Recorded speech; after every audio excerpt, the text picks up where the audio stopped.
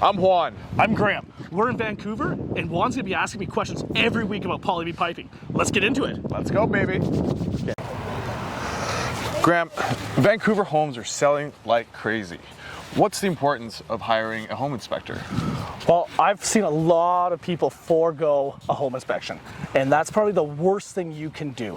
There is so much importance with a home inspector. They can bring to light so many issues that normal contractors and normal people can't find.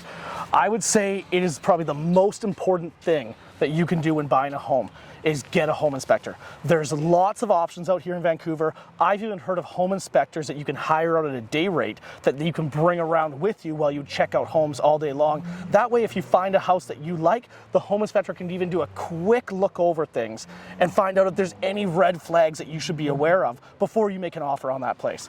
Amazing. And what are some of those red flags you mentioned? Well, we're gonna have to talk about that in next week's video. Let's do it.